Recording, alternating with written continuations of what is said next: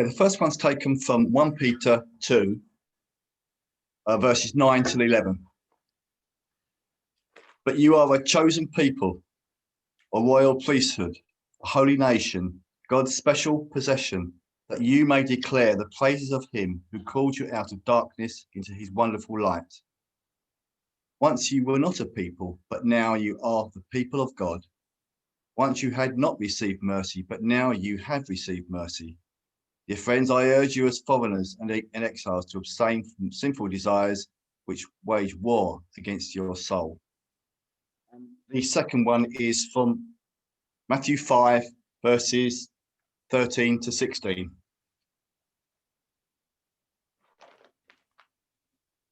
You are the salt of the earth, but if the salt loses its saltiness, how can it be made salty again? It is no longer good for anything except to be thrown out and trampled underfoot. You are the light of the world. A town built on a hill cannot be hidden. Neither do people light a lamp and put it under a bowl. Instead, they put it on its stand, and it gives light to everyone in the house. In the same way, let your light shine before others, that they may see your good deeds and glorify your Father in heaven.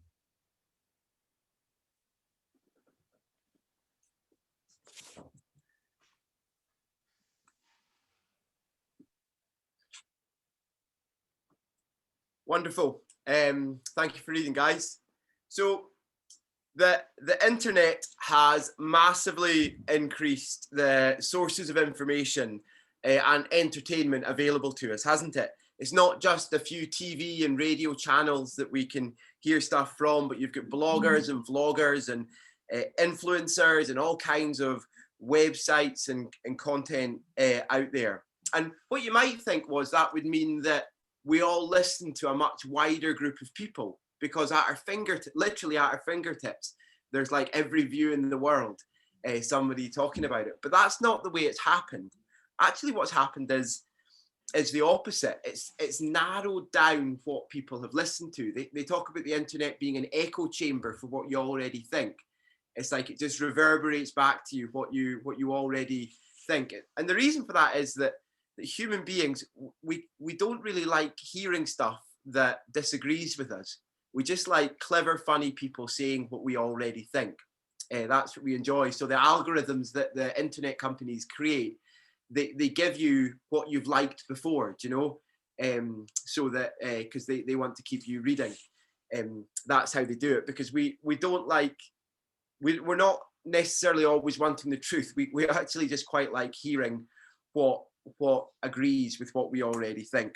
That makes us feel good. And this is going to be very true of us as Christians as well. Like Christians, we're kind of a minority belief now in our country, but previously, like, you know, not all that long ago, the majority of people would have called themselves Christians. And as the way that works out is that I guess Christianity is the butt of a lot of jokes in TV and stuff like that, isn't it? It's kind of considered a bit rubbish in the media, and that it's even, you watch stuff like that when you watch a Christian just portrayed as really shallow and selfish, it just feels a bit yuck, doesn't it? It doesn't feel nice hearing that what you believe is not good, is rubbish. I've been reading a book recently called on being an animal by a lady called Mel Challenger, partly because I thought it would just give me a kind of insight into just how people in this area might think, and partly because the lady was my mum's neighbour and she's really nice, and she basically tries to build up morals from starting with evolution and kind of throwing away any idea that we'd be created in the image of God.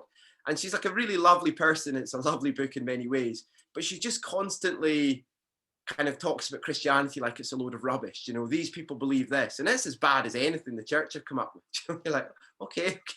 And I find it hard to listen to, you know, because it's like constantly saying what I believe isn't true and is a bit rubbish. It's difficult. I don't like to hear about it. It's interesting. Sociologists, they've studied minority communities, like, you know, so like say Hasidic Jews in New York. How do they function as a minority, or like Hindus in Glasgow in the 1970s? How do they how do they sort of function as a minority belief and sort of community in a wider community. And there's basically two main ways that communities go when you're a minority inside a sort of bigger community in terms of what you believe and how you live. One is, you can sort of characterize it as the chameleon, which, you know, a chameleon, it like changes its skin color to fit in wherever it is so that it just blends in.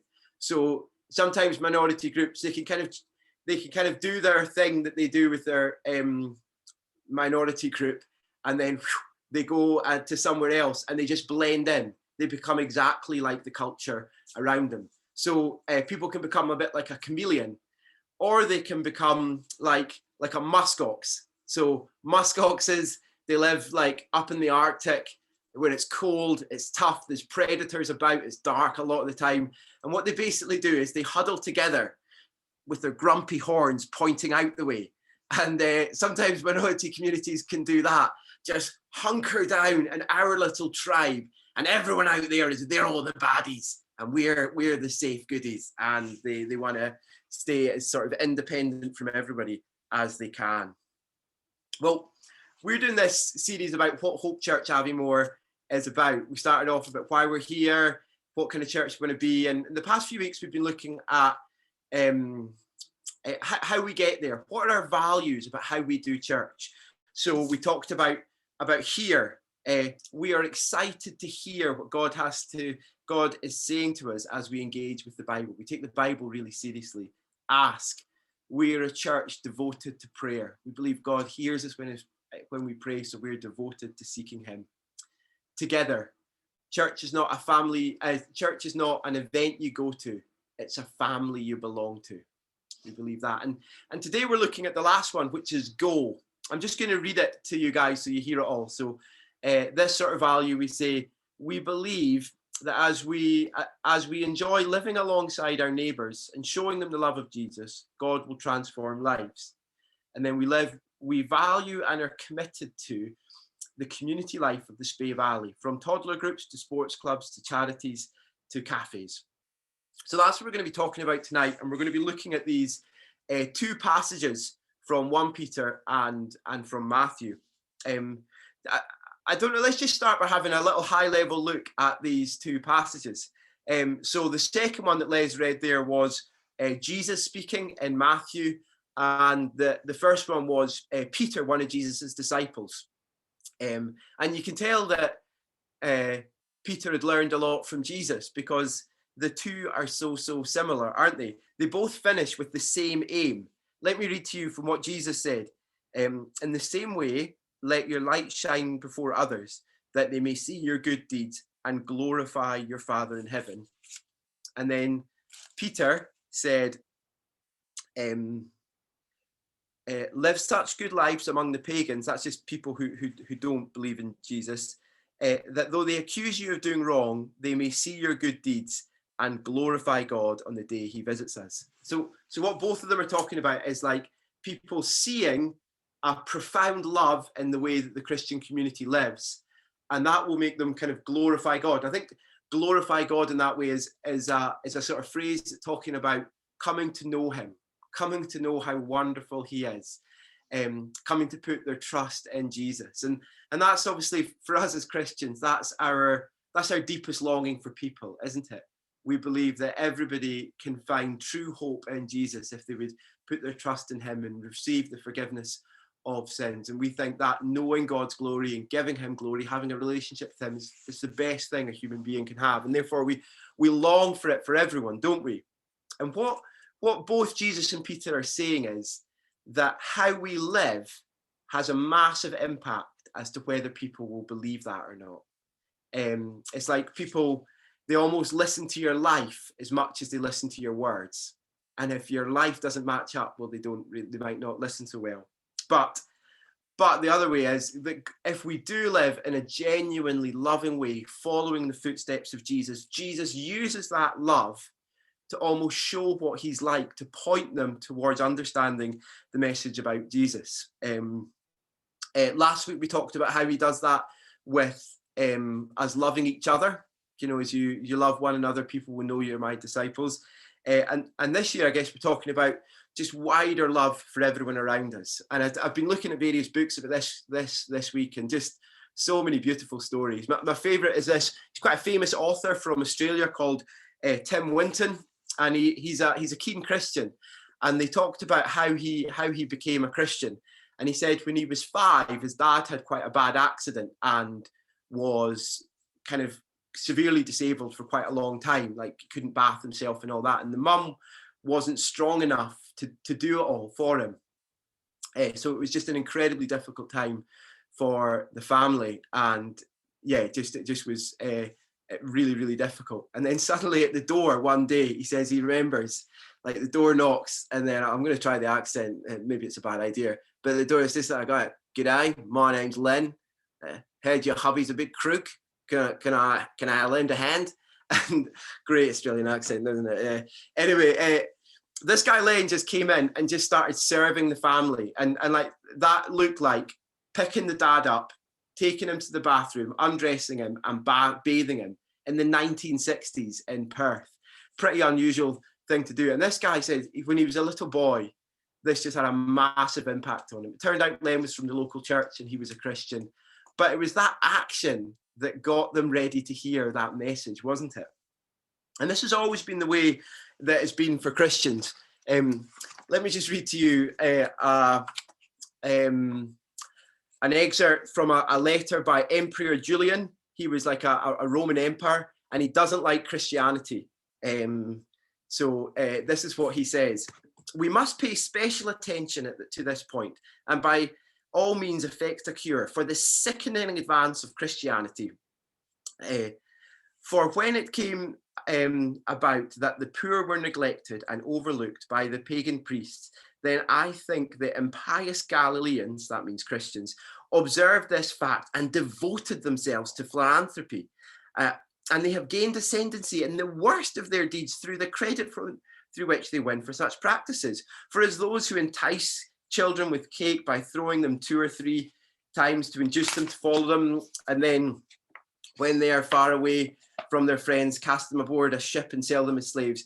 By the same methods, I say, the Galileans also, with their so-called love feasts," that's like open meals, "or hospitality or service of tables, for they have many ways of carrying it out, and hence call it by many names. And the result is that they have led very many into atheism," which was his word for Christianity at the time. What he's saying there is like, it's just having a massive impact on people, that Christians are just loving people who are in a difficult situation, the poor and the broken. And that's the way it's meant to be, that Jesus shines his light as his people love. Now, what we're going to look at is 2 ways we can stop that from happening. We want that to happen, but 2 things we need to avoid if we want that to happen in our lives, and then 1 solution at the end. So let's dig in. The first thing we need to see is don't be a chameleon. Don't be a chameleon, which I guess if you were looking at our sort of the way we say it in our value, you'd say show the love of Jesus. So Jesus here, he starts off with an illustration about salt, doesn't he? Back then, salt was mainly used as a preservative, like to stop fish going bad and stuff like that, and meat going bad. It was like a different thing that was added to food, and by its doing its job, its saltiness, it preserved stuff. What Jesus is saying here is that Christians are meant to be different, and by their difference, kind of preserving stuff, it somehow points towards who he is. It's like if we're morally the same as everybody around us, if we're chameleons, then we won't show the love of Jesus, and we'll totally miss what Jesus is wanting to do through us. It means that the way we speak, who we speak to, what we speak about, the way we use our money, the way we use our time, all these things should be radically influenced by who Jesus is, not just our desires and the world around us. It's interesting, it's true, we all have desires in our hearts that stop us loving, don't we? whether it's popularity, stuff, or an easy life, we can often be so focused on getting these things that we miss the world and the community around us and the needs that there are there. And if we're going to be, if we're a chameleon, we'll just do the minimum to not feel guilty as we pursue these desires. We'll do the minimum to sort of not to feel too bad about caring for other people. But if we're salt, we will love in a way that's radically different to the world that we live in. We will love in a way like Jesus did. And this can be difficult. This can be to do this. It can, both Jesus and Peter speak about it in a difficult context. So the verses that we read from Matthew, they come straight after Jesus talking about being persecuted for doing what is right. Comes straight after that. And then Peter, when he talks about it, he says, though they accuse you of doing wrong, they may glorify God on the day he visits us. Both of them are basically assuming this is going to be difficult. This is going to be difficult to do. It's like as humans, while there's a sense in which we're drawn to the beauty of Jesus's love, we also naturally don't want him to be our king. And therefore, every culture, there's things that Jesus says no to, that the culture says yes, and says that everybody must say yes to. And sometimes it can be in that no that your light shines. I remember when I was at university, some friends of mine were going, my flatmate and some other friends were going to watch a film called American Pie. It was just like a really kind of smutty, lusty kind of film in the late 90s. And he's like, oh, you come to this film on Friday or whatever. And I was like, I'm not making it, man. Cheers for the invite. And he's, why not? I said, oh, I just can't make it, man. Don't worry about it. You guys have a good night. And then he pushed me, well, why?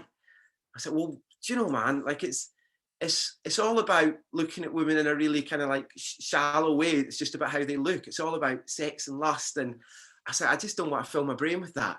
And he was furious with me. He's like, oh my goodness, oh, what? You're so prudish. Oh, I knew it would be this. And he was like absolutely having a total go at me. And I remember just thinking, like, why are you so angry? You know, like my sitting next to you in a cinema is really not going to do you that much good. My chat after the cinema is not even going to do that much good.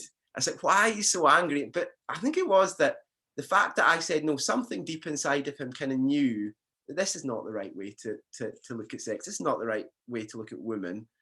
And like actually that was part of him being kind of convicted about the way that he was living. Sometimes your no can say no. And like, it's funny, like now, 20 years later, that would post the kind of Me Too movement and stuff, and a lot of the good things that have come from that would be considered a good thing to avoid something like that. But in the moment, it can be really difficult. So sometimes it can be through your no, or sometimes it can just be alongside your no. Eric told the beautiful story last week, didn't he, or a couple of weeks ago, about Richard Wurmbrand, who was in prison and was tortured for not going with the way his culture was going in communism. And as he was beaten and sort of tortured, he would pray blessings and good things in the life of those who were beating him. And that had a powerful effect on those doing the beating, that they actually came to put their faith in Jesus. But that's a supernatural love, isn't it? That is a good deed that we are not capable of ourselves. We need Jesus to work in us and make us that salty way. So however hard it is, however much we want to be the same and go with the flow, we get our skin color from Jesus and his word. And therefore we need to check ourselves when we're just living our lives. Am I living like a chameleon here? Am I just trying to blend in? Am I going with what everybody else says around me? Or am I following Jesus and living as salt? So that's the first thing. Don't be a chameleon. The second thing we see here is don't be a muskox, or as we talk about in our value, we value and are committed to the community life of the Spey Valley, from toddler groups to sports clubs to charities to cafes. Let's dig in and think about that. Look at verse 14 there with me, if you've got a Bible there. in Matthew. It says this, it says, "You are the light of the world. A town built on a hill cannot be hidden." So what Jesus is saying is like, there's a sense in which you don't need to boast about doing good things or anything like that to get noticed. There's a sense in which you can't really hide them. They just come out. If you just live a life of love, it will just shine. You don't need to kind of talk about it all the time or anything like that. But there is a way you can hide it. Let's read Jesus as he goes on. "Neither do people put light a lamp and put it under a bowl. Instead, they put it on a stand so that it gives light to everyone in the house." So there is a way to hide your light, isn't there? There is a way not to shine out those good deeds, and that's to take it away from the people who need it, to put it under a bowl, rather than in the middle of the darkness, away in a cozy corner. And Peter says, he says, live such good lives among those who don't know Jesus. It's meant to just be lived out amongst everyone in a normal human life, not sort of coped away in a little Christian muskox community with their horns pointed out grumpily at everybody else. And this is the reason why many sort of faithful, Bible believing, good news believing churches have very little impact in terms of sharing Jesus, because all their friends, all their children's friends, all their socializing is in the cozy community of Christians. And if they can, the shops and the businesses and everything they buy from will all be just Christians, Christians, Christians. It's the life of a muskox, a cozy, safe away from anybody who might disagree with me or make me feel a bit awkward, away from people who might think that I'm a bit weird for following Jesus, away from people who disagree with me. And in recent decades, it's probably seemed okay to do that as churches, like we can kind of get away from it, because churches, I guess, until sort of past 10, 20 years, they had quite a central role in societies. So churches could run a lot of groups, and the world would see those as valuable, like youth groups, toddler groups, events. And Christians could do these instead of just living their lives out amongst people. So you could almost be a little community, but just run some groups for people to come to. And running groups is great. Ministries are fine. Stuff like that, Carols by Candle, Carlight we did at Christmas, that's great fun. It's a great opportunity to tell things about Jesus. God uses things like that, and we shouldn't completely slag them off. But they're not the focus for Jesus, are they? That's not how Jesus puts it. He talks about going and living your lives, going and shining. And it, as well as it not being what Jesus says, it will not work in our context. It was a study, it was over 10 years ago, so it's probably even more extreme than this now. So they say that 30% of people in Britain 10 years ago said, see if a church did like a good thing, like an interesting group or service, that folks are like, maybe I'd come. But 70% were like, nah, absolutely not. So if we were to do like the best services and events, 70% of the people in the community would just be like, nah, you wouldn't be able to have any impact on them at all. They say as well, some studies have shown like 40 years ago, people maybe felt a bit bad for not being Christians. And therefore a guy like Billy Graham or something would come along and preach what it's all about, and people would be like, wow, and put their trust in Jesus, and that would be quite a small step. And then like if you kind of move to 20 years ago instead of 40 years ago, people kind of felt a little bit of that, but they had quite big objections to, is this true? I'm not quite sure. And they'd maybe do something like a Christianity Explored course or an Alpha course, and then would quite often come to faith. And a lot of guys that have been involved in this for a long time, they say now, the average person's just saying, what's that about? Like, I thought we decided that was rubbish, Christianity. And therefore they're not really looking at it. So how is it that people are coming to know Jesus at this time, which we think is the most important thing that can happen in a human being's life? That's happening through long-term personal friendships and engagement with a local church. And therefore, when we think of serving Jesus and sharing this life-changing, wonderful, joy-giving message that we have. We shouldn't think of doing a bunch of groups or necessarily going off to a foreign country, although that may well be something God calls us to do. But we should just think of going to work, going skiing with a friend, being part of a community charity, the community council or something, just enjoying life here and having Jesus at the center of your life. It's a very organic and natural and beautiful thing. There's that book, A Meal with Jesus, that I spoke about earlier. I'm going to give that promise quote now. It says this: Jesus didn't run projects, establish ministries, create programs, or put on events. He ate meals. If you routinely share meals and have a passion for Jesus, then you'll be doing mission. That's it. Like, if you just have a lot of meals with people, enjoy people, and really love Jesus and are excited about him, it'll just bubble out.